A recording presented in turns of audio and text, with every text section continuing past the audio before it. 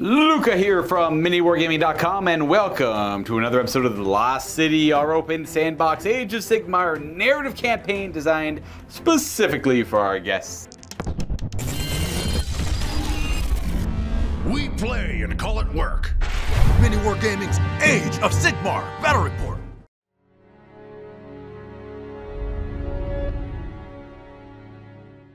Gabe has returned to us here at MiniWarGaming, all the way from Detroit, Michigan, bringing with him his Ogor Mawtribes, who will be representing the Destruction Alliance, to fight over the territory of Razorwing Pass in the realm of Beast, this annoying thorn in the side of destruction, filled with Fyreslayers and Caradron Overlords and relentless defenders of order. Now, I'll be taking on the role of the defender with the Fyreslayers, representing order in this campaign, and I will be playing a continuation of a list that Matthew had initially played that won the Razorwing Pass. It has been quite some time in the campaign since that battle, and these Fyreslayers have been holding Razorwing Pass with some help. Now, I'll be playing the name of the lodge is the Kimbur Lodge, but they are going to be using the rules of Lofnir as they share in similarities their culture of the Magmadroths, which will allow me to have extra enhancements on the Magmadroths, as well as a couple other benefits as well, more wounds and battle line options. Now, in the previous battle, the Runefather of the Lodge Almnock was slain by a Frost Lord, and his son, Brinlok, took up his father's axe and then slew that Frost Lord and effectively shouldered the burden of the lodge and all of their oaths by doing so. Now acting as the lodge's new Runefather, he will be our general. Runefather Brinlok has called in some assistance from his younger brother in avenging the death of their father. Any grudges between them aside, that will supersede it. And now after their units have been replenished and glory gained where they are now bringing the fight closer to Savage Reach and taking down any ogre tribes they find on the way, and that is what today's battle is. Now, because Brinlok took up the axe of his father, that means he is equipped with the Axe of Grimnir, as well as riding on his father's Magmadroth that was not slain, whereas his was unfortunately wounded and crippled and no longer capable of battle in that last one. So that means he will have his father's mount, which was a cold-hearted ancient as well. And through his actions, he has acquired the Spirit of Grimnir as his command trait, making the runes a little bit more impactful for himself and his army. Now, the other elements of the list will be the younger brother here. This will be a rune son on Magmadroth, who will be running around with a flame scale young blood, and you'll have the Wormslayer javelin on him. The rune smiter in the list will also be on a Magmadroth, taking the Lavatongue that's not how you say adult. Lavatongue Adult as his mount trait. Again, the lodge rule allows me to take 3 mount trait enhancements. And the forces that were in the previous game have been replenished and now are pushing forward into the pass. So we have a Battlesmith, 10 Volkite Berserkers with Fire Steel Axes, and 2 different Hearthguard Berserker units acting as Honor Guard for the remaining royalty of the Lodge. One will have broad axes, and one will have the weird fire flail thingies. That name escapes in my mind right now. I used to think that no battles could counter the almighty gut of the ogre.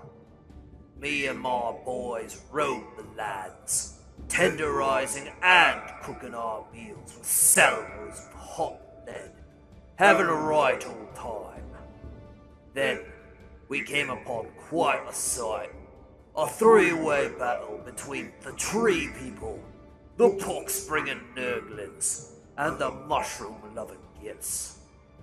We ate them all, of course, but for the first time in my life, that turned out to be a bad decision. All those growing and evolving and infecting energies of poison the great stew we brew, and now we're falling apart at the seams. We're on a new quest. We're lobbing our rancid boil at every enemy we can find, hoping one of them has the magic or the might to resist our noxious brew. If they do, well, we're gonna eat them too. And hopefully cure our guts before our time runs out. Alright, so I am playing the Gut Rot Gang, led by their fearless warlord, Chlorhex the Pestiferous, on his mount, his corrupted Stonehorn Big Farm. He is hanging out there in the center of my army, charging things, rolling over the enemy. We are the Underguts tribe, which means we get an extra rend on our Lead Belchers and our Iron Blasters, and that is most of the list. We have 1 unit of 8 Lead Belchers, 2 units of 4 Lead Belchers, a unit of Noblars, the excellent screens that they are. We have a Grand Battery Battalion with 2 Iron Blasters and a Butcher who has my artifact, the Gruesome Trophy Rack, and he knows the spell Blubber Grub Stench. In addition, because we're fighting in the realm of Gur, I have an extra spell lore on him, which will be Molten Untrails. Finally, I have my 2 remaining heroes, another Butcher and a Firebelly. They will be in the Andortian Acolytes Battalion, hopefully giving me some more primal magic dice. The Butcher knows Greasy Deluge and Molten Entrails, and the Firebelly will know Billowing Ash and Hoarfrost. Today's battle plan will be the ice fields, as the newly appointed Runefather Brinlok takes the fight to a nearby ogre tribe. Now, the overall victory points and scoring for this mission are basic. 1 for 1, 1 for 2, and 1 for more than your opponents pertaining to objectives. And then 2 victory points per turn for every battle tactic, and of course 3 additional victory points at the end of the game for your grand strategy. Whoever has the most amount of victory points after 5 battle rounds will be the winner. However, this fight against the ogre tribe will be taking part in ice fields, and it's cold. It is an ice encrusted domain, which means units are going to take D3 mortal wounds whenever they run. Also D3 mortal wounds whenever they charge if they roll a 1 on their charge dice. Even 2d3 mortal wounds if they roll a double 1 like a dummy. And we are deployed and ready to play this game. The newly appointed, well, I mean, it depends on how long it's been since then, but our new Rune Daddy here, he will be leading the force of Fyreslayers, so that would be Brinlok, the new Runefather, or the appointed Runefather, with his Hearthguard Berserkers. We got some Volkite over here with the Rune Spider from last game, just on a Magma Droth, I suppose. We got a Battlesmith, and then we have the new Rune Son, who would be the younger brother of the Runefather, bringing in a lot of the replenished forces of Hearthguard Berserkers to the Razewing Pass. The goal is, obviously, they are going to die together here, avenging their father, and they're going to take as many ogres as they can with them. Now, the Rune Son also brought with him a Nullstone and Dormant artifact, which would be the Dust. So that's once per game. He can let the Dust loose and kind of mess with the enemy's casting. A lot of you are familiar with the Dust. It makes it so you miscast on double 1s, 2s, or 3s and messes with endless spells. That part won't matter too much because there aren't really any endless spells here at all. Now, the idea is we're playing in the Realm of Beasts. So with my battle reports, if we're fighting in this campaign in the Realm of Beasts, we will use the seasonal match play rules because they're kind of fun and people are very familiar with them.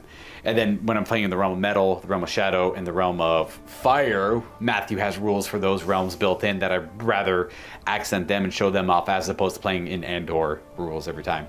And plus, it kind of gives us the nice reprieve and get to play a match play game here and there too. So this is what we have set up for the Fyreslayers. What do we got on this side, Gabe? All right, well, we have our main big block right here with our artillery in the back.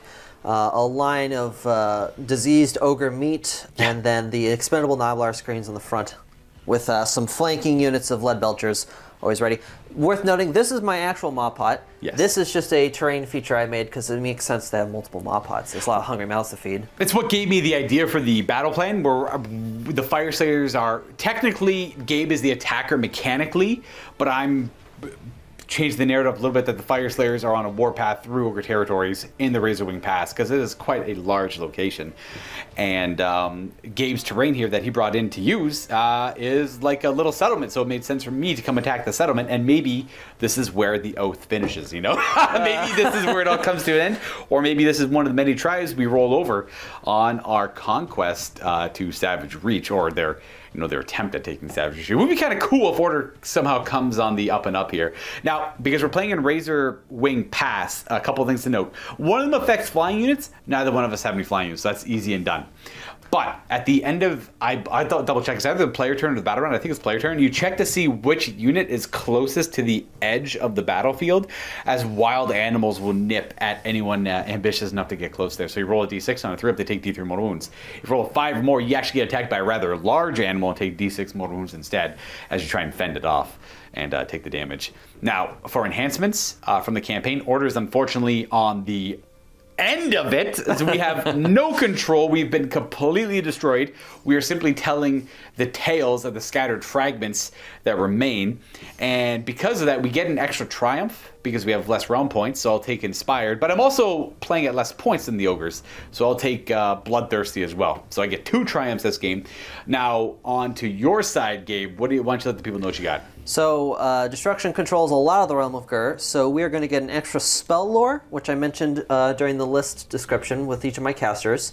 We're also going to get a extra CP each battle round, and on each of my turns I get 1 free aggressive command point, which is all-out attack, forward to victory, or at the double. Correct. And it doesn't count as it being spent, so if I all-out attack here, I can all-out attack here as well. Absolutely there.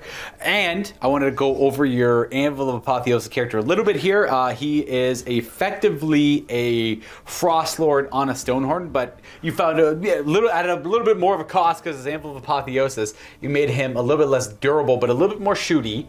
And what else? What are the other elements about him you'd like to narratively describe? So we had a little conversation about keywords. Yes. When you make an Ogre hero, you choose Beastclaw Raiders or Gutbuster keywords. So I had the very interesting opportunity to make a Gutbuster Stonehorn. Yes. So him being my general means that my Lead Belchers are battle line.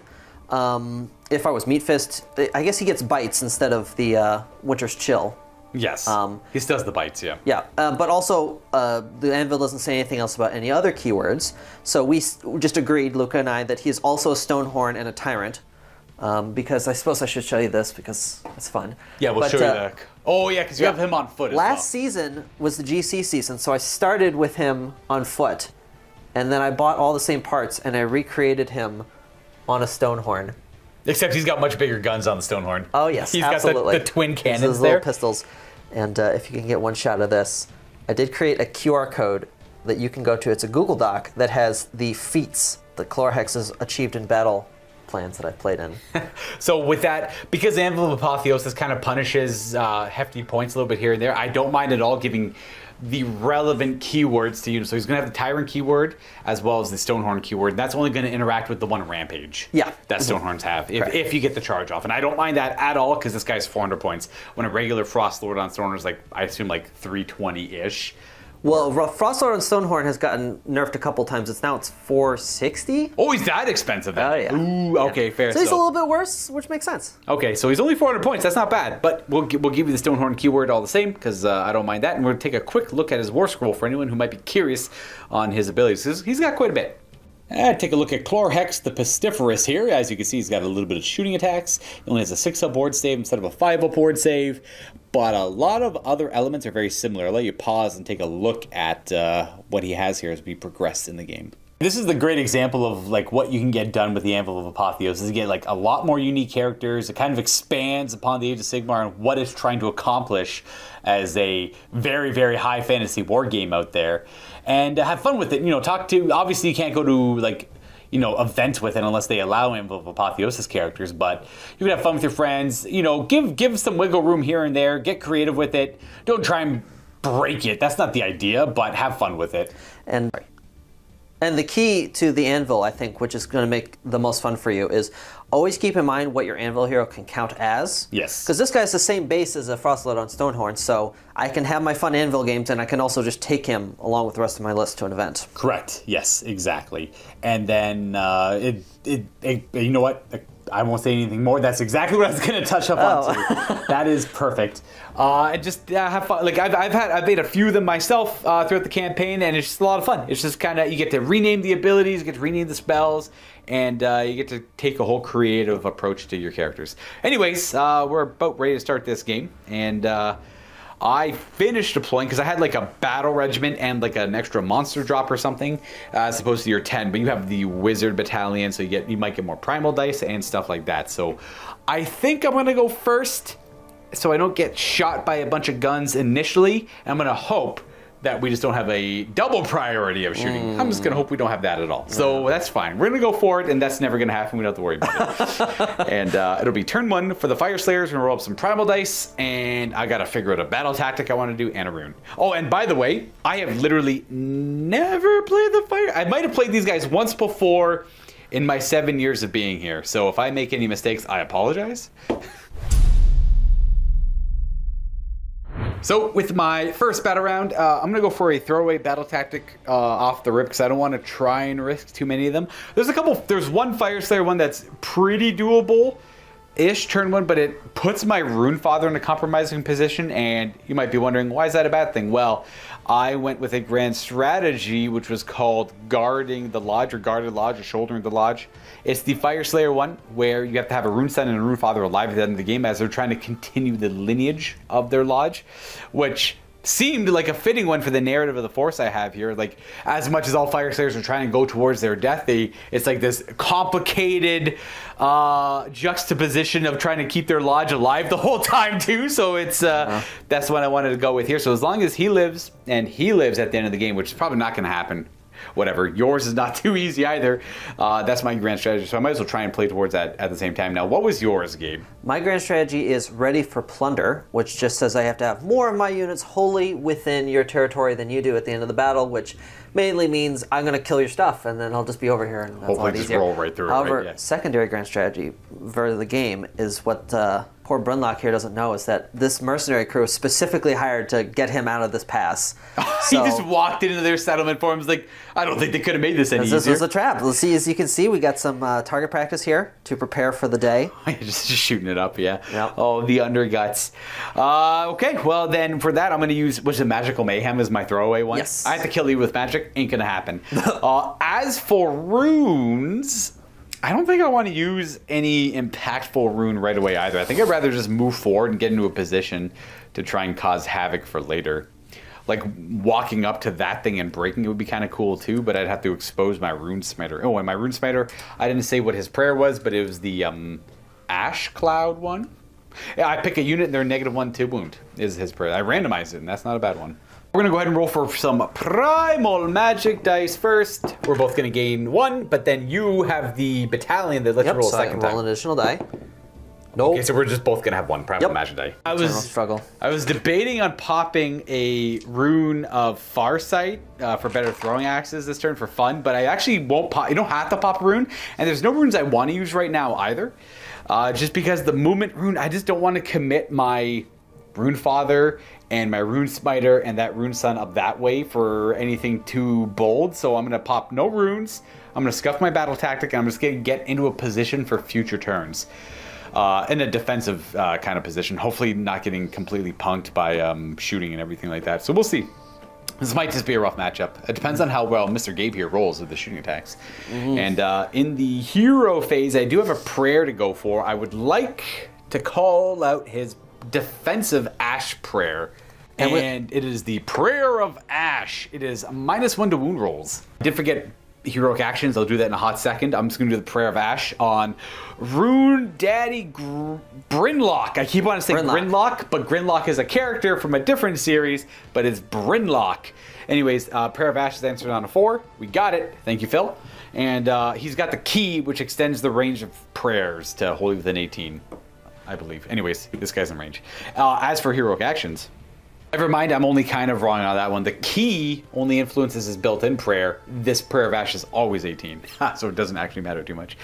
Okay, well, that is it for the prayer. He is going to be empowered by that to help him out a little bit. It's all attacks, which is nice. And then we're going to roll for actions. I assume you just want to do leadership? Yeah, heroic leadership on my general. All right, boom, leadership. Nope. I guess I'll go for leadership on my general as well. We got it. Nice. But because it's my turn, I could do the realm heroic action, which actually doesn't matter. Oh, you're going second. I'm going second, so I will nominate this wizard on the back line to get an additional cast. Yes, and that is the butcher, I assume? Yes. Yep, yes, sir. Fair enough. And then for myself, whenever I go second, I just get to pick a guy to get an extra command point with. I don't know if that'll come up. Hopefully that never comes up, actually. I hope it never comes up. Heroic action for the realm of beasts for the campaign will only really matter for this guy over here.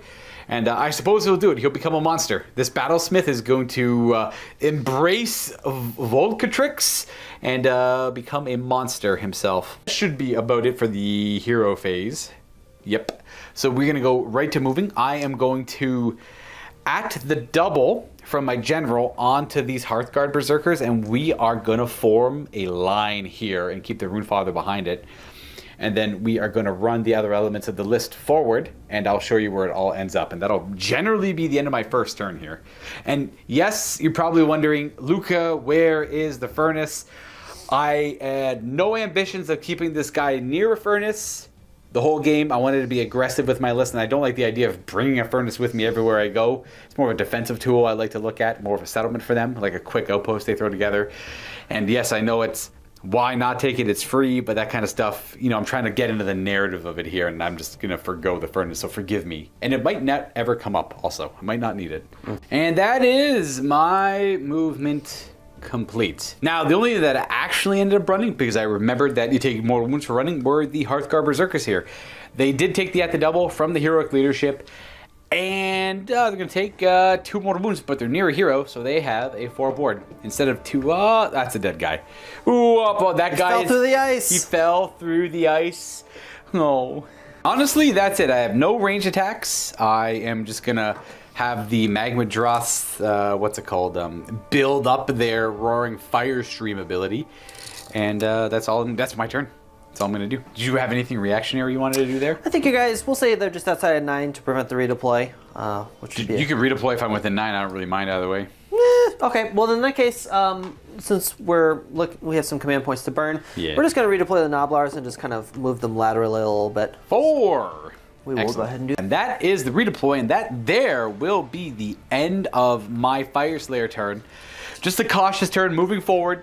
And, well, not really cautious, I'm approaching the enemy, but we're going to gain a whole 2 victory points for having at least 2 of the objectives on the table. Now, I feel like there's something I wanted to mention. Oh, it was how we're going to keep track of score. Well, a lot of you are familiar with it already, but for those of you who aren't, I just had this, Bandual War Games. I just got the turn, the command points, and the victory points. Now, I like to keep track of each square as a different battle round, so you can keep track of who did what in what battle round, as is this example. And I'll have 2 victory points for myself in the first battle round, and I'll be the enemy. And then Gabe can be own, I guess. Just left and right, essentially. So, battle tactics and hero phase things, what are you thinking? So, we are going to start with our heroic actions. And we are going to use the free realm heroic action to make this guy, the Slime Butcher, a monster. And we will go for a command point on our general. You got it. We get that. I will pretty much always do willpower on Gabe's turn going forward. For now, I'll do it on the Runefather, because he's the most forward, so why not?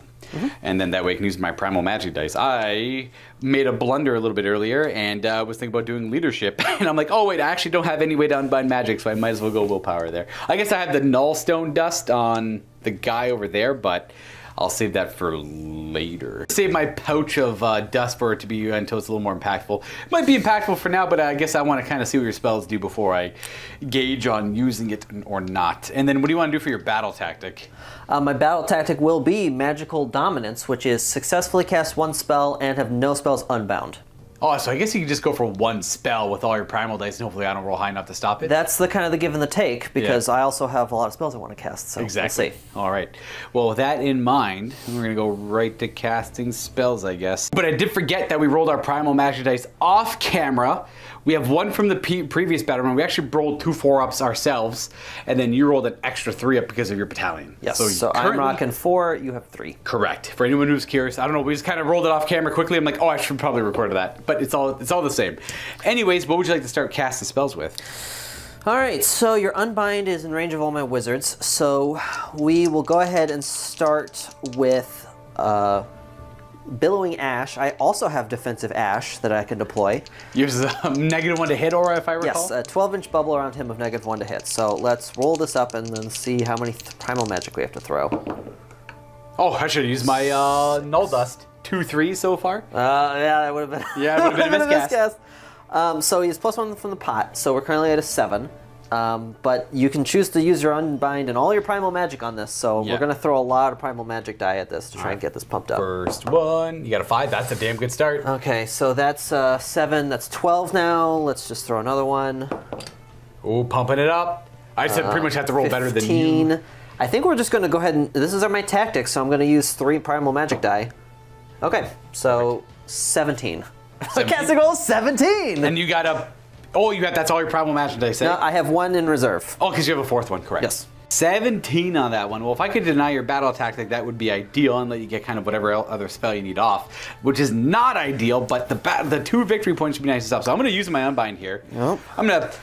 I might as well throw my Primal Dice at it as well, just because I won't be able to Unbind anything else. I just have to roll better than you did, and you rolled pretty average. So I rolled a cut above them. Oh! 10, 19, 22. Oof. Yes. All right, tactic failed. But you're free to cast any other spell you want. Yes, this does kind of unlock the rest of my Chaos Spellcast. All right, so my Butcher, who actually has the Gruesome Trophy Rack, I built it on the model, he is going to start by casting Mystic Shield. All right, good start. You got it. Okay, and he is going to put that on Chlorhex. Big guy, gotcha. Then he will cast Molten Entrails. 4. I will throw my Primal Magic at that. Now that's kind of saucy because you rolled a 1 though. So if you roll another 1, you don't. And you get the. I assume you get the spell. What was the spell, anyways? Molten Entrails is +1 damage on the mount weapons, and I believe that's casting value 6. So that does in fact go off just barely. Excellent. And we got this guy. We have our Butcher over here. He is just going to throw a Voracious Maw out there and see if we can chomp some dwarves. 6. 7 with the.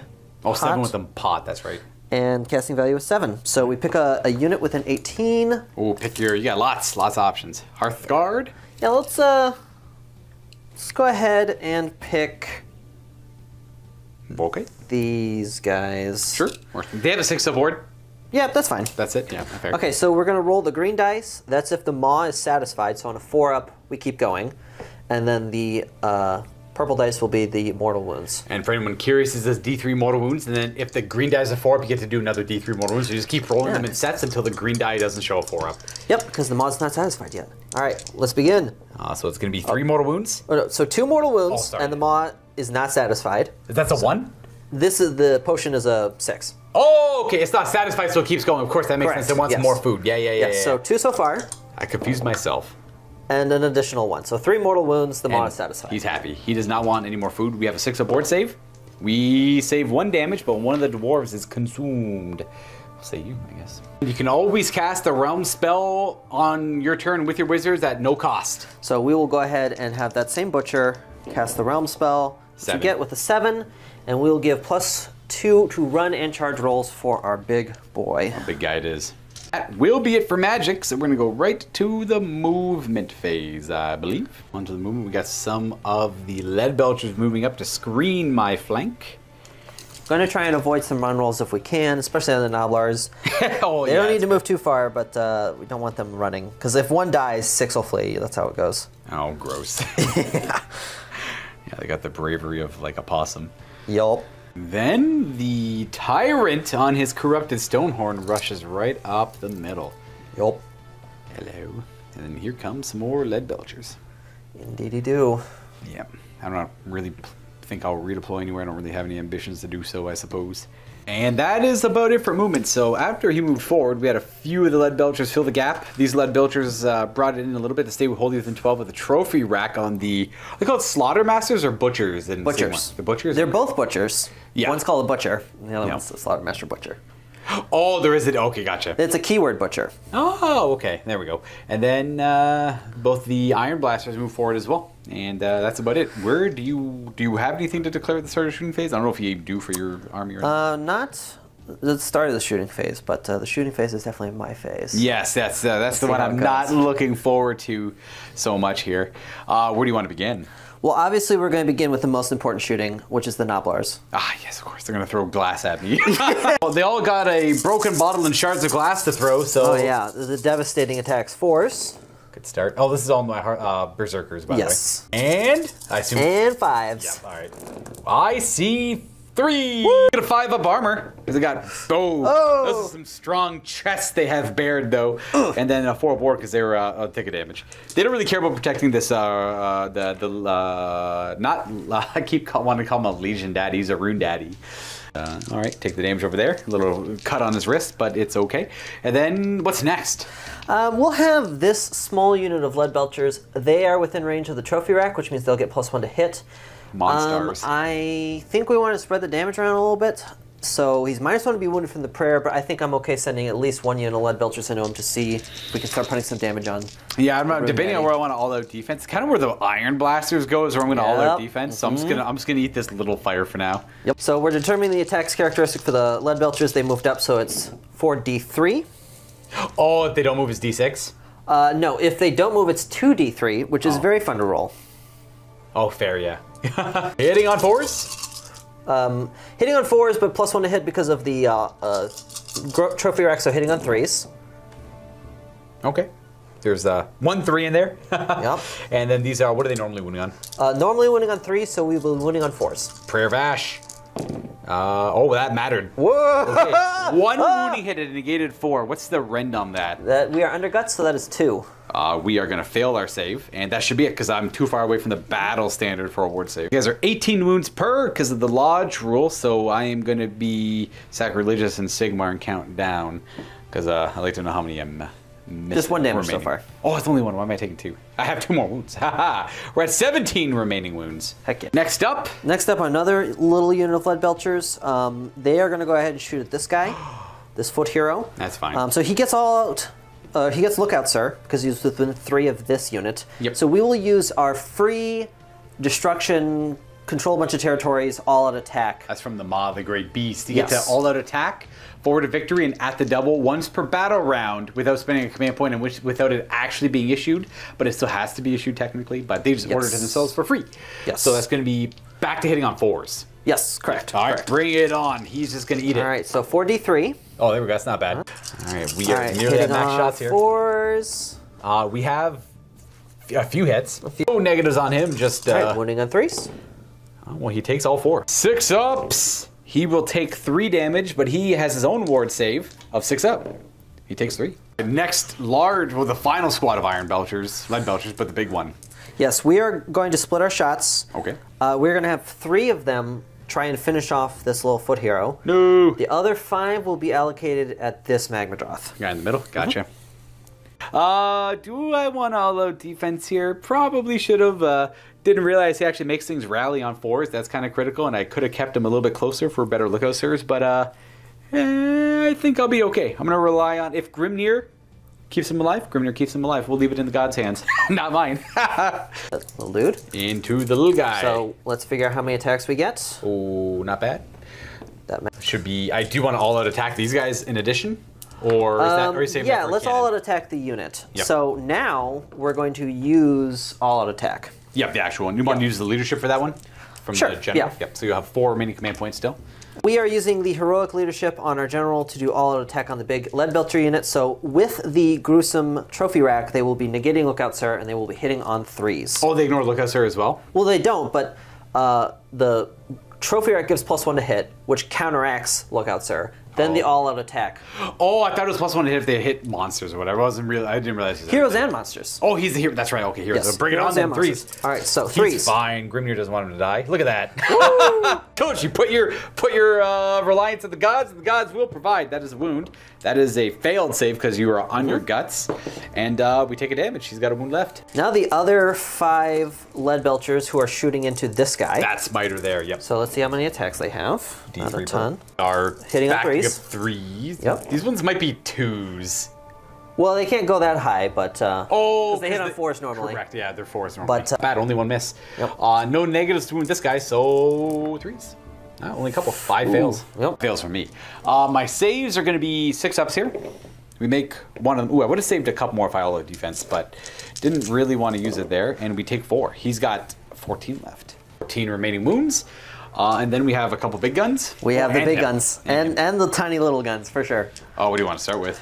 I guess let's do Chlorhex. Let's have him fire his little scattershot cannons to try and take out that foot hero. One last little kiss of death. Fine. All right, so is he wholly within 12? He's wholly within 12, so he's going to get the trophy rack as well. So back to hitting on 4s for his. So 4s. Okay, 1 hit. 1, wounding on 3s. And that's a wound. Okay, 1 rend. In total? Yeah.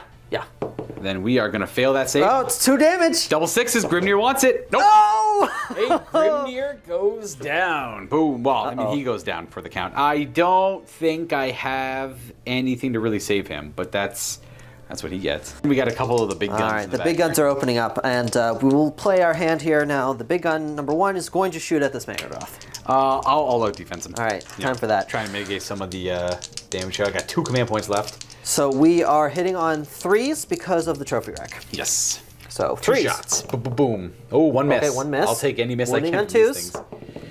Hey! No! Shoot. Okay. Well, we got 1 more big gun to resolve. Big gun, number 2, shooting. Same target? Same target. Same target. All right. 3s. Oh, 1 hit. And 2s.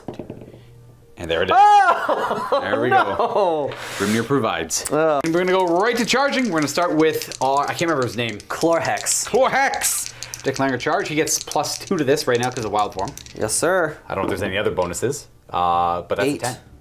10 is going to take him right into this pocket here. Junk.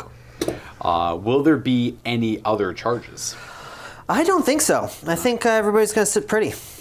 We did an 8 on a charge roll for him, so because he's a monster, these should be 4s for mortal wounds.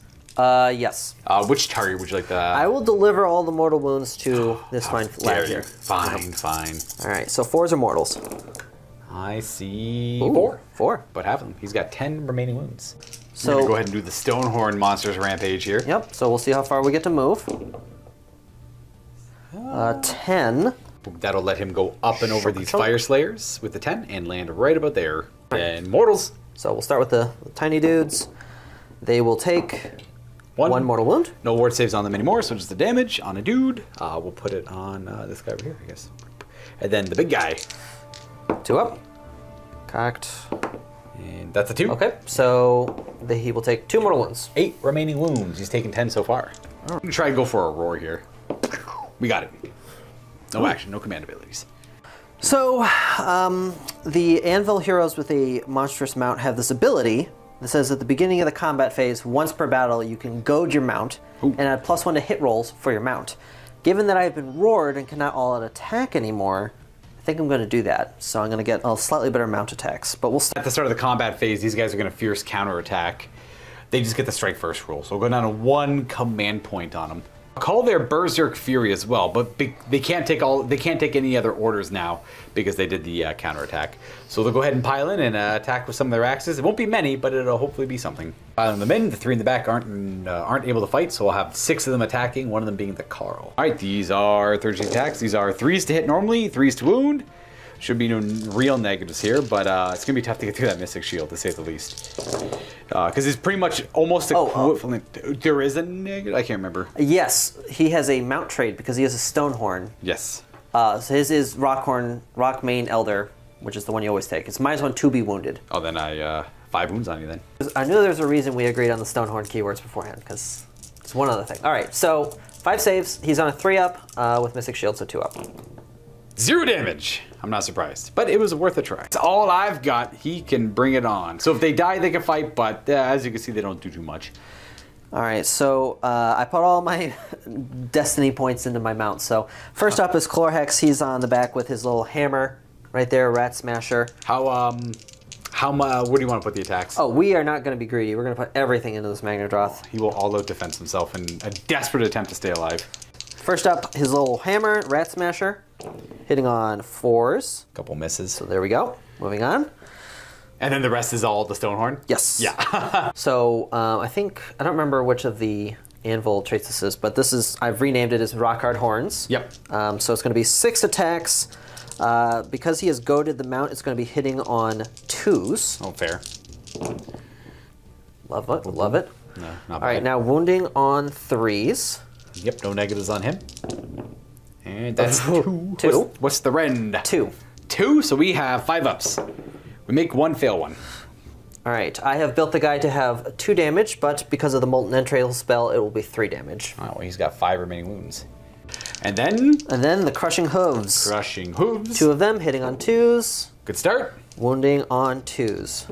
And not a great follow-up, Okay, but 2 still. rend. 2 rend, 3 up goes to a 5 up. Our all-out defense does not help us. That's a 2. Okay, that's 5 damage. Ha! Perfect. That'll be the end of him. But hey, if he wanted to live, he would have rolled another 5 up save. Now he has the Magmic Blood. Whenever he takes wounds because of melee attacks, they are dealt back to the attacker. He will do 5 mortal wounds back at you. Woo! Doesn't go down without a fight. So our stone skeleton has eroded, but we do still have blubbery flesh. So that's a 6 up ward. Oh. We ward 1. He takes 4. And my guy is dead. I think I'm snagged. There I am. So, after this model is picked to fight, we have 2 abilities that resolve. One is Ravening Maw, that's why I'm turning him around. Pick a unit, roll a dice if or pick a model, within a unit, within 1 inch of him. And roll a dice. If it's equal to or greater than their wounds characteristic, that model is slain. So They're 2. You got your Carl in there, right? I do, yeah, he's the guy right in front with his axes to the sides. All right. Consumed. Eaten. And then finally, we have Chlorhex's Pestilential Breath, and that is a 2 up D3 mortals. All right. Yep, so he is just going to breathe on these dwarves for 3. That will finish off this dwarf and another dwarf and my poor coherency. Oh, no. Technically, all those models were slain in the fight phase, so they're eligible to attack.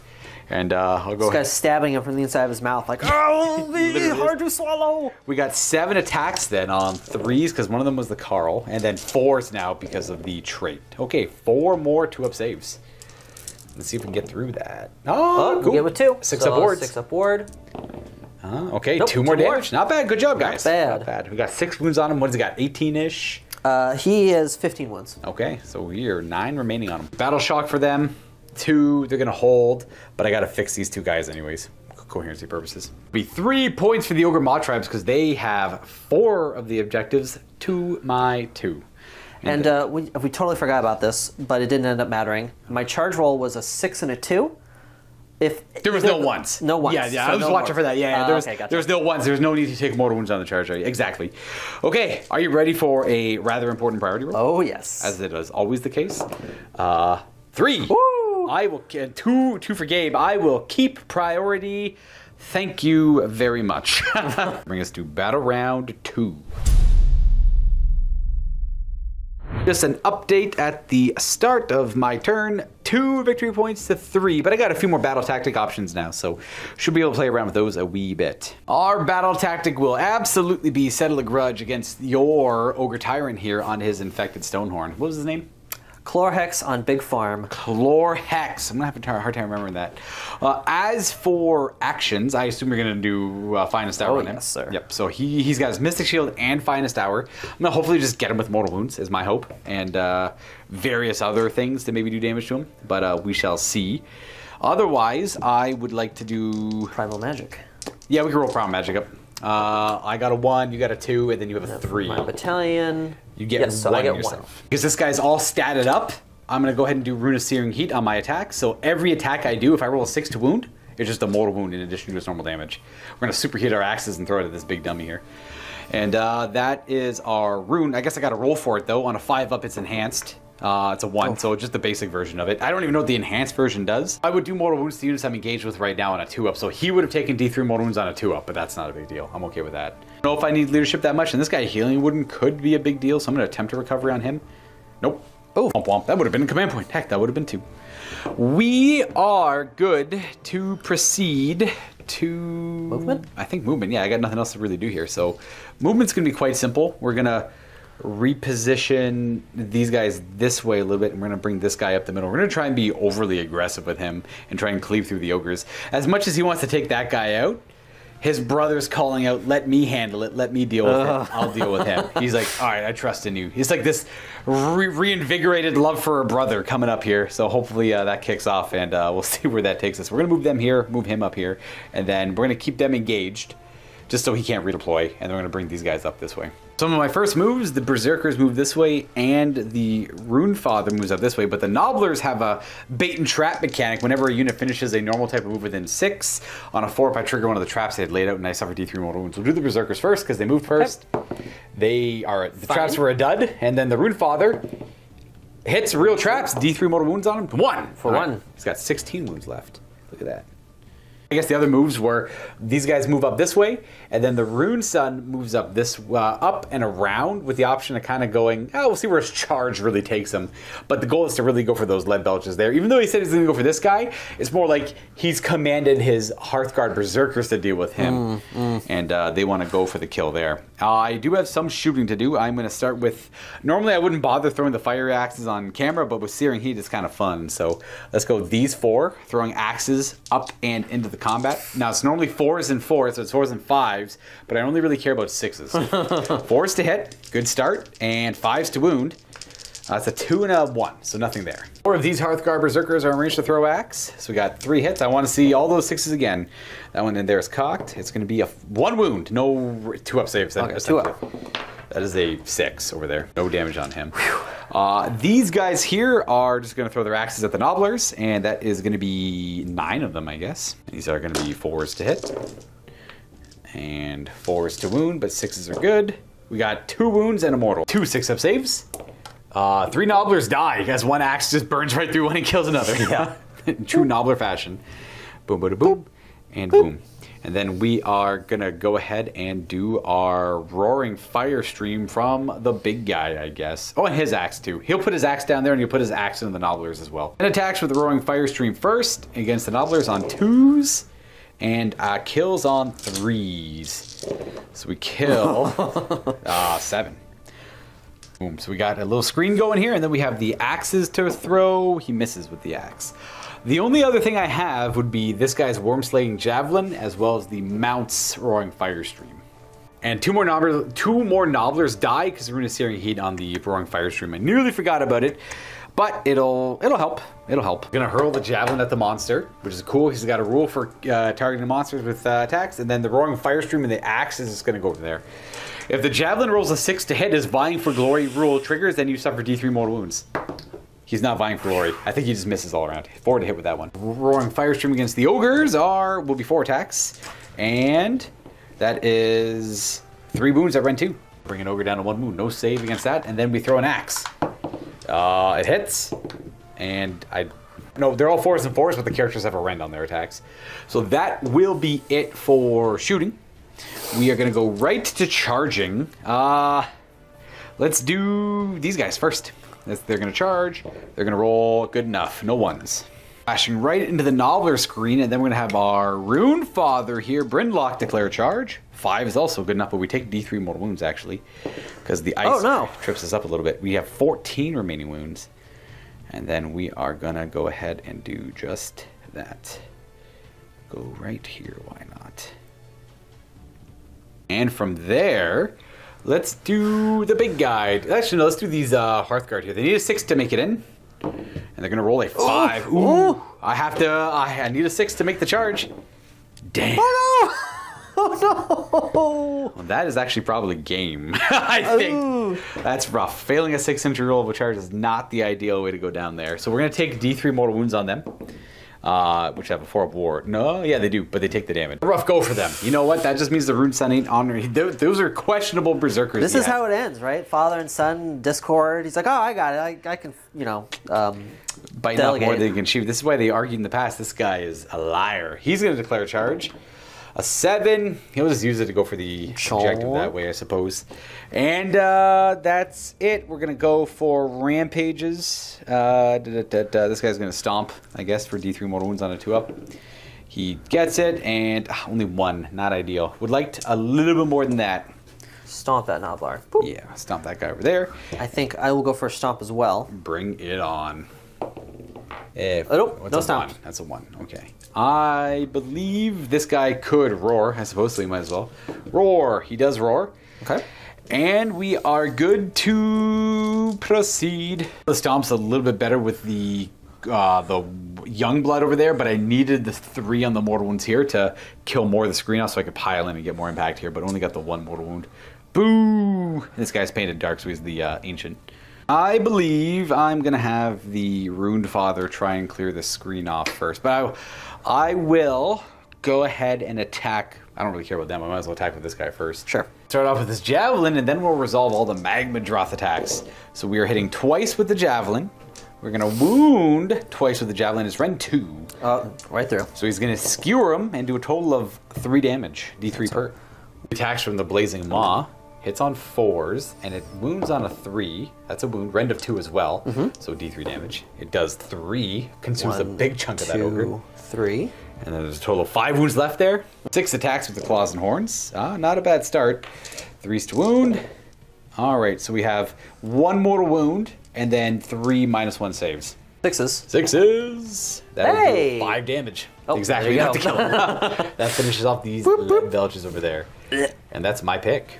I'm gonna go with this guy here. We don't have a ton of impactful combats, but I do want to activate this guy to make sure he takes as little damage as possible. Right. To help with his longevity. So we'll start with his little hammer on his back. Do the free all-out attack from the Great Maw for this battle round. Oh yeah, the battle. Yeah, free all-out attack. Why not? So 3s. One with hit. the hammer. 3s. Nothing. Okay, now let's see. He is at the top of his first bracket, so he still gets 6 horn attacks. And we all-out attack, so this will be 2s. And 3s. Oh, nice. Okay, so 2 saves, 2 rend. 2 Rend goes right through. How much damage each? 3 each. 3 each. That's 6 damage. That's 2, 4, 6, leaving 1 guy left there. The stomping hooves are going to be 2s and 2s. And that's enough to kill. Yes. Well. And I did forget to note that when I rerolled them, it was from the Triumph. I don't know if yeah, we talked about the Triumphs earlier, right? Yes. I have less points and less campaign points, so that would be the Bloodthirsty attempt at reroll. So it didn't actually cost me a command point, but man, that was still rough. And my pick is just going to be the Runefather trying to clear out the screen here. And Glorious he's gonna go combat. The Axe of Grimnir. 4 attacks with his Pappy's Axe. They all hit. Bam. And that should kill 8 Nobblers in 2 wounds. Plus 9 actually for the 6. That's the unit. That'll get him. Good job, big boy. That'll allow me to pile in the Berserkers to attack with and try and do collateral damage, essentially, as much as I possibly can. They are gonna, as they pile in, I'm gonna issue an all-out attack to them to try and do as much as I can. We have, this is our pile in. These 2 are in range to attack this unit of 4, and these 3 can attack that unit of 8. And we will all out defense our 8-man unit. Well, then I will attack there first, so we remember. My Carl is that guy right there, so he'll have the extra attack. It'll be 7 attacks into the all-out defense unit. 2s to hit with all-out attack. Didn't quite help at all. 3s to wound. And that is 3 at your basic save, and you'll take a mortal wound afterwards. Okay, so we are all at defense against the rend, so we're back to 5s. Nice. Whoa. So a total of 3 damage then. Okay. 2 damage per fail. And then 4 attacks into this unit on 2s and 3s. Okay, 2 6-ups on that. And that kills 1 of the ogres. Yes, sir.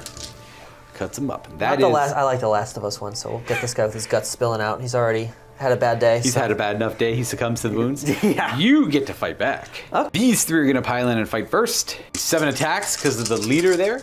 All right, 3s and 3s. Half hit-ish. And 3s to wound. That is 3 wounding hits. No rend, 2 damage. No rend, so these are our 5-ups. And that's 4 damage in total, but we are near a character.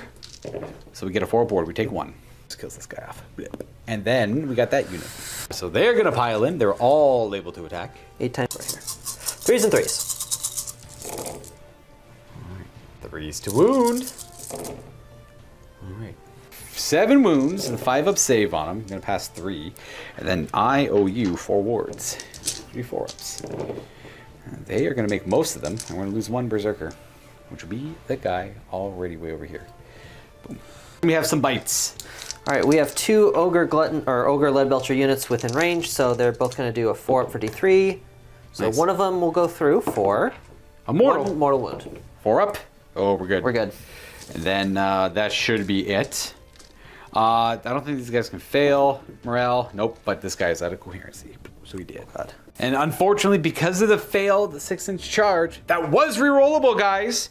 We're going to lose on our battle tactic point there and hold out on more. So I have 3 of the objectives.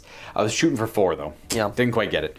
So that's going to be 2 victory points for the Fyreslayers and no battle tactics. Should we count the number of models on this point? Actually, you're right. I might actually have this one. I didn't even think about this one because I was so focused on that one over there. Okay, so these count as 1. This guy counts as how much? 5.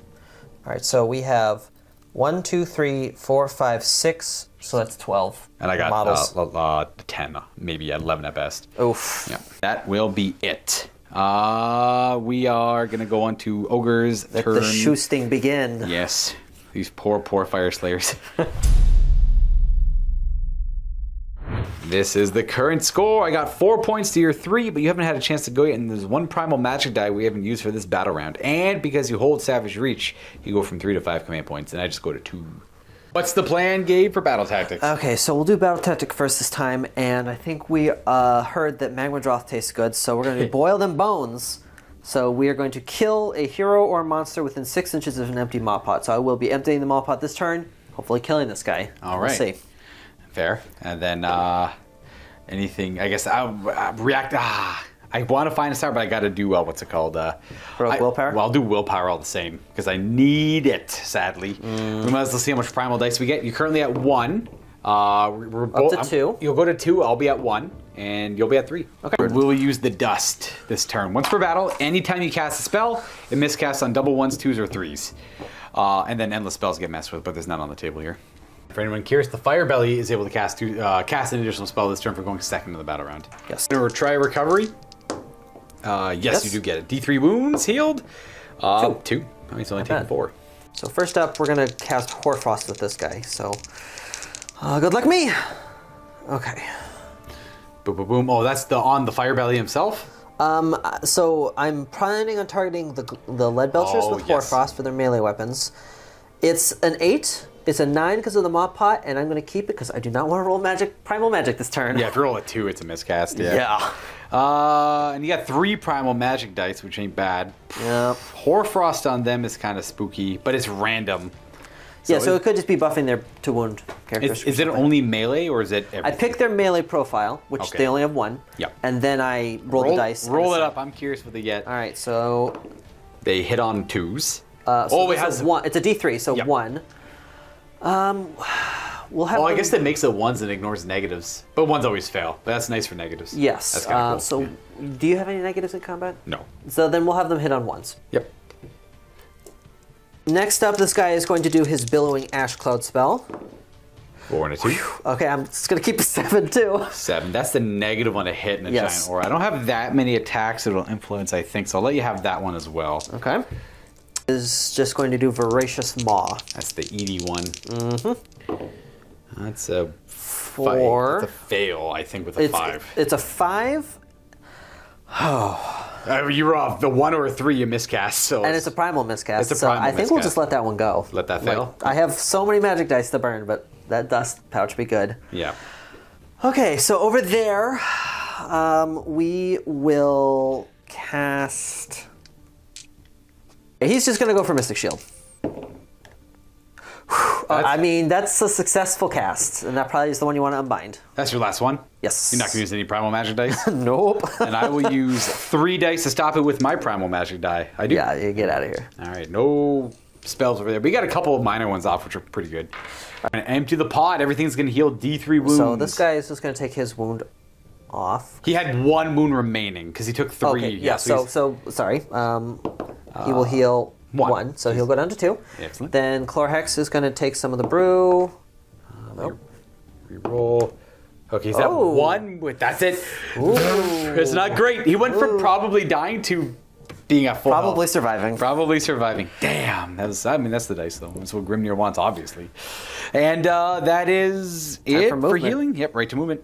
I'm going to move to there. I don't know if I really want to redeploy. I kind of want to redeploy, but I would need a pretty spicy roll. I don't even think that's going to help me too much. Him redeploying will not accomplish much for me there. So I am going to opt to not bother with it. I'll let you run him down. So, free heroic action, lest we forget, this guy's going to become a monster again. Yes, that's from the, on your turn, the realm-specific one, yeah. Yes. Oh, exactly. And the free spell, too. Oh, yeah, you can wild form somewhere if you want to risk it. No, screw that. Okay. We got a little bit more moving back here unless they want to stay still. We're going to do a little bit of repositioning over here. All right, so Chlorhex moves up.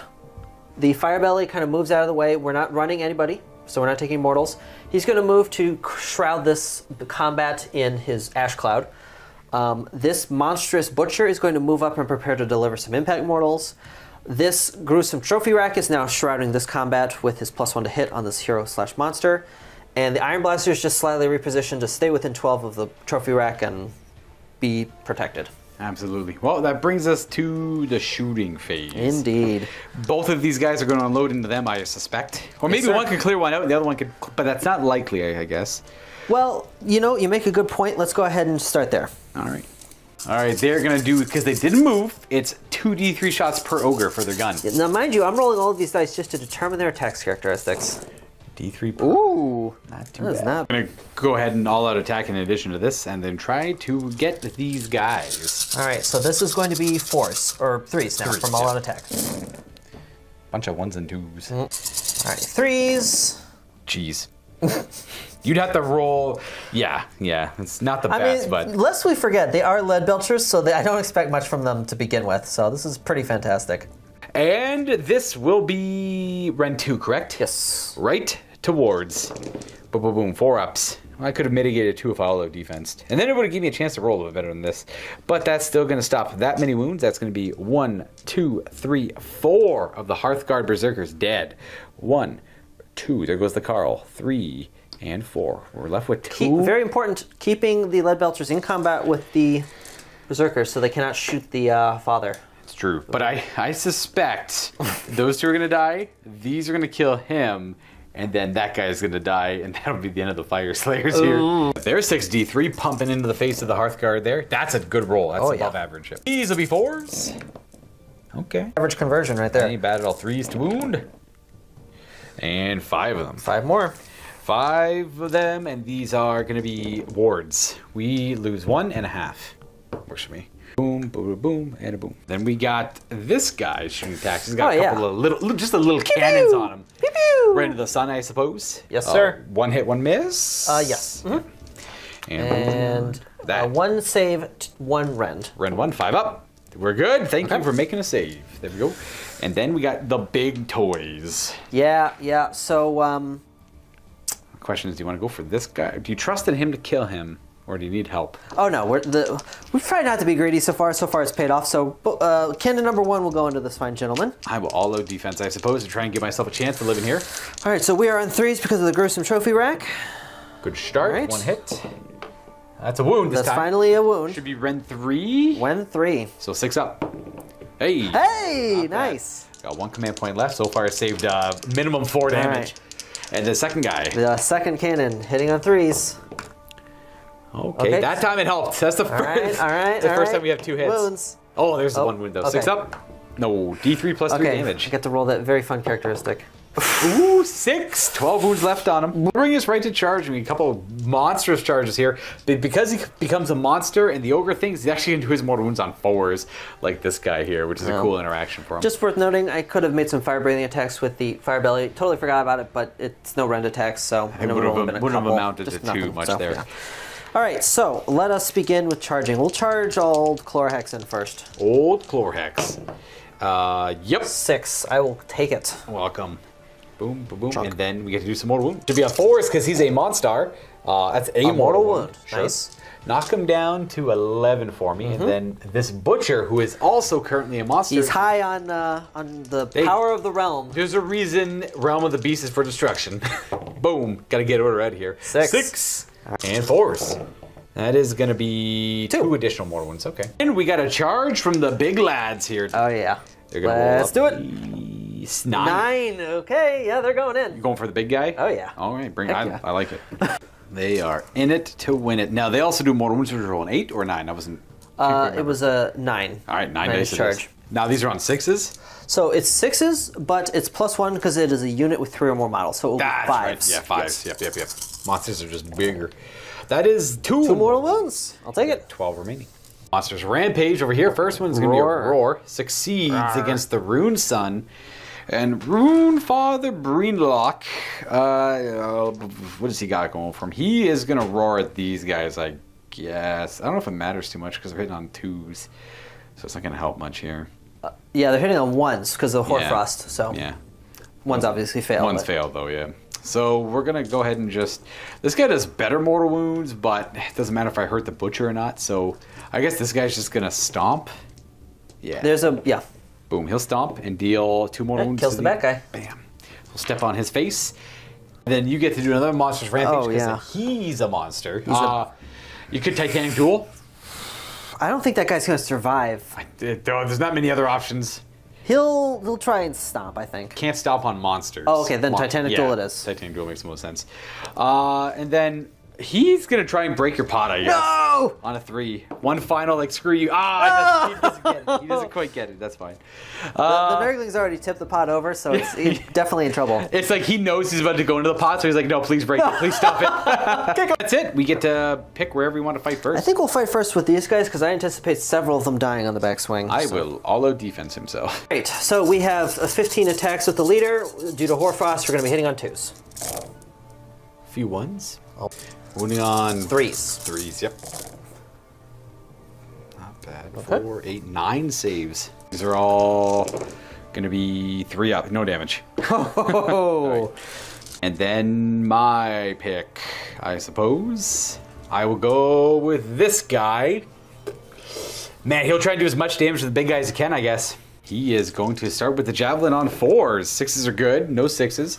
And 3s, 6s are good, no 6s. If I can roll lots of 6s, I'm in a good spot. These are Ren 2. Oh, no, 4s to him because you're -1 to wound. Yes. But we got the 4s, yeah. Ren 2, so that'll pump to a 5 up. 5 up. Ooh. D3 damage so far. Bloop, bloop, bloop. 1. All right, Blubbery Skin. No. 1 damage. 4s to hit with the Moss, 6s are good, no 6s. Uh-oh. 3s to wound with the mob with the 4s, 6s are good, no 6s, no 4s either. And then we have the Claw. Hey, if you don't want to roll well, they don't want to roll well. We got 5 attacks with his claws on. Okay, boom, there we go. They are trying their best to get into the ground as fast as they possibly can. Grimnir has turned his face from this sight. They have, hey man, this is just them fulfilling their oath. They're going to die gloriously in battle. See what this Butcher can do against me monster. It's going to be 3 attacks with the Cleaver. We're getting +1 to hit from the Gruesome Trophy Rack, so it's going to be 2s and 2s. Not bad. That helps. 2 more hits because of it. Yep. 2s to wound. That is 2 wounds. Rend of 2, damage 2. 6 up. Okay, defense there wouldn't have helped. And 2 damage each. That's 4 damage on him. He'll have 5 remaining wounds. Indeed. I gotta see if I do mortal wounds back to you. You suffer 1 mortal wound back. Me, you know what? This one Hearthguard Berserker with 1 wound will go. He's not the Carl. He's gonna put attacks into these guys. He's the new Carl. He will be if he survives. That's a hit. That's a wound. Rend of 1. So you should have a 6 up. That is 2 damage. Oh. Take that, Ogre Filth. Oh. These 3 can go. So that's good. 3s and 3s on the 1 remaining dude. 3s to wound. Okay, not 4 bad. saves. 4 saves on him. Rend of none, 0. right? Yeah. 5 up armor. His bare chest, and that's 6 damage in total, I guess. Yep. And ward. Oh no, he is down. Down 4. He only had 1 wound anyways. He at least got that little he carved a little bit of the flank of the ogre up before he went down. And that is it for you, I guess. I get my big guy, and then we get your big guy. All right. Well, I guess I'll go with my big guy. We'll all out defense here. Fair. We're gonna start with the Father's Axe on Brinlok, and let's see what he's got. So -1 to hit because of the aura. Yes. Hitting on 4s because of the smoke cloud. Oh, I just rolled like crap. Oh. The smoke cloud didn't do anything for you there. That's a wound, but it does a mortal wound in addition. So that's 5 damage in total because it does 4 damage to swing. It's a 6 up because of all the defense. That's correct. Close. Oof. No cigar. I've seen that 6 spinning though. So far, 5 damage. Okay, 5 damage so far. And we got 6 attacks with his mount. The claws. 4s and 4s? Yeah, 4s to hit with the claws here. I'll have you know your smoke cloud didn't do anything. And you barely adopted the smoke. A mortal wound and 3 at Ren 1. Right back to their 5 up. Yep. Not bad. Oh. That's 3 damage addition, so that's 8 in total. Then the mouth hits on 5s. Oh, again, smoke, nothing. Look at that. Hey! Rend 2, so 6 up save. And a mortal wound afterwards. Oh, nice. My hand gave me the alley bank on shot. that one. So that'll be 9 total damage with all the mortal wounds and all the damage included. So 1, 2, 3, 4, 5, 6. And 1 ogre with 7, 1 8, 9. left. Not too bad. Got your big guy over here. All right, so we're going to start with the Rat Smasher. Rat Smasher. On 3s. Yes. Good Wounding start. on 3s. 1 save, 1 rend. 5 up. No, how much damage? 2 damage. 2 so far. Or 2s and 3s because of the trophy rack. Not bad, not bad. 3s to wound.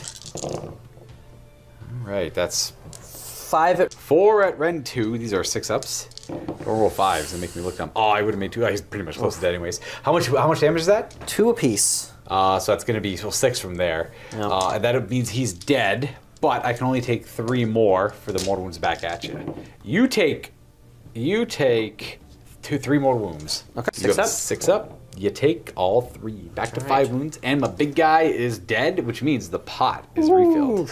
Right in. And you have 2 or 3 command points remaining. I believe 3, but you might as well inspire them. Even though they're not likely to run, why risk it, right? Oh, we do have bites for those guys, though. Oh, yeah, they got to do some bites. Bites. D3 mortals. We do bite. They're going to bite off 2 wounds worth off him. He's got 10 Lord. left. He's missing 8.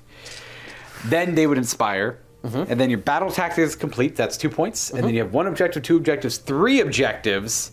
But not more than me. No, yeah, 1, 4. 2, 3, 4. That's the 4th one. I didn't count that one. So that is 5 victory points for the ogres, putting them at a healthy lead of 8 to my 4 at the end of the second battle round. And this is the nail in the coffin, I suspect. I can kind of feel it. I can feel it there. 3 to my... I'll count the 3. So that, I'll concede on that. I ain't even going to try, guys. It is all over. This guy gets shot by shooting, and you just run away from them. You don't even need to fight them. You can crush them if you want to. You actually should be able to. They only have a 6-up ward, so he could probably finish them off. This guy would die to shooting, and this would be a kind of a sad and ignominious end for the Kimbur Lodge, I believe, is the name that David White gave him. It is the glorious beginning of Chlorhex's march across the we the will terrain. see more of him, actually. That's the yes. plan, right? Yes. Yes, Chlorhex has another job on his roster after taking care of these dwarves. So we're going to jump into a post game here, and we're going to see a little bit more Chlorhex and just go over a little bit of what went on in this game. The Ogor Mawtribes have successfully taken the territory of Razorwing Pass, finally, for the Destruction Alliance. And don't forget, if you would like to take part in our campaign here at MiniWarGaming, well, go to miniwargaming.com/challenge for all the details on how you can come join us. We're in Welland, Ontario. By the way, that might mean you're closer than you think for some people. Oh, Gabe, you did it. You crushed the poor Fyreslayers here. I was a little loosey-goosey with the banner guy, but ultimately with him or without him in the list, I don't think it would have changed the outcome of this too much here.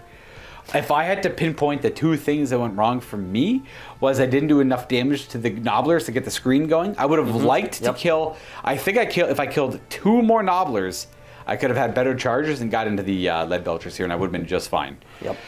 So I had a lot of opportunities to get there. The Roaring Fire Stream did well. The Fire Axe could have done a little bit better, and the Stomp needed to do 1 or 2 more mortal wounds, or just do out of all of that, do a couple more damage to get through there.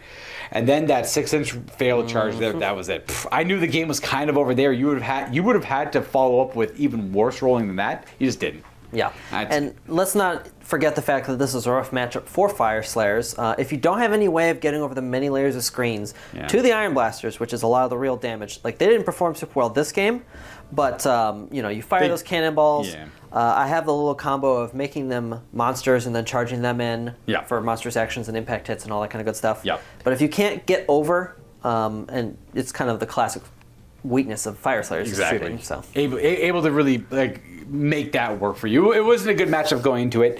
That's why I kind of want to go first and just hopefully brute force my way through the difficulties here. This guy ultimately him dying led to, it was a cascading effect. If he died over here, I would have had these guys over here. Sure, they could have gotten the game a little later, but that Rune Sun would have been kicking still fine. Would have taken some damage there, but he would have been enough to be a threat. This guy over here still perfectly fine. He can try and clear through these guys here. And he ended up killing also the Fyreslayers here. So hopefully I would have had another unit that could have lingered back here or started rallying and getting into the game. They could have eventually pushed up as well. Now they would have to spend another turn dealing with him, but I think they'll die over here. And then... Sorry, go ahead. I was going to say... the Iron Blaster Trophy Rack combo is specifically very good against monster heroes. Yeah, they can benefit from a lookout serve. So. That was the thing I've seen all of. I'm not surprised. Trophy Rack Iron Blasters is not my favorite. I don't like shooting too much, but hey, it's important to have it in the game. As much as I grumble about shooting, people grumble about all the defensive armies I play. So I don't mind it ultimately, but the Trophy Rack is a scary thing for the Fyreslayers to play into. But that's just. It was one of those, this is the area that was attacked, and playing Fyreslayers made the most sense. Yes. And it's also an order army that's really easy to play, so I figured I'd put them on the table. They have like just a couple of units and a couple of key items that work out.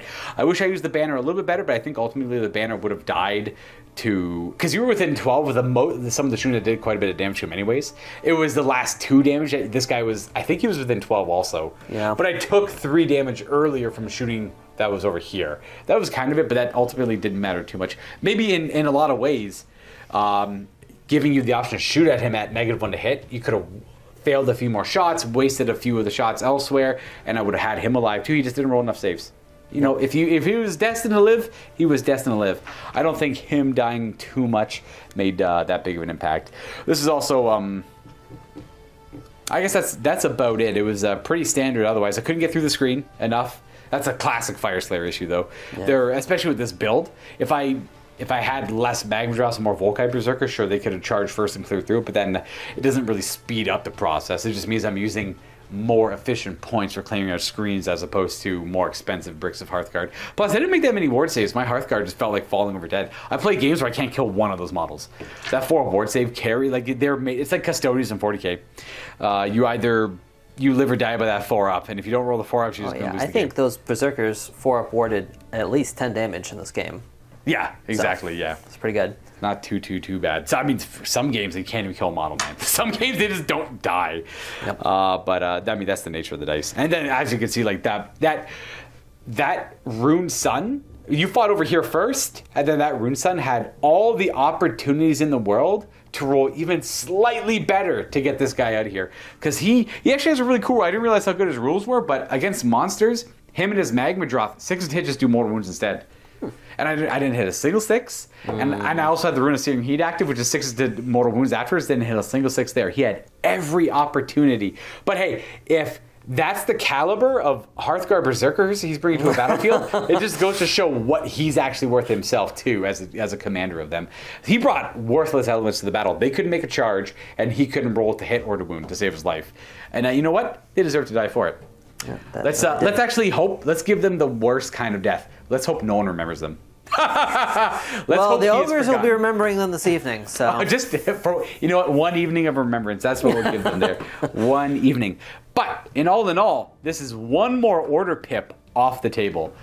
This is get out of here. That's one more con. I think there's one more in the realm of fire, and I believe there's one more in the realm of death, and that is it. That is not looking good. Not looking good for order at all. Anyways, folks, that's it for this game. Thank you, Gabe, for the absolutely beautifully converted army and beautiful theme to the army too. It just they go hand in hand perfectly here. I can always respect it. And that'll be it for this one, folks. Happy wargaming, and there will be more to come, and especially more of Gabe's ogres here. You'll be seeing them in the next few weeks coming out. Are you playing 3 games? 3 games this week. 3 games. So this is the first recorded of 3. You'll probably see the ones afterwards. So no spoilers, because there are none yet.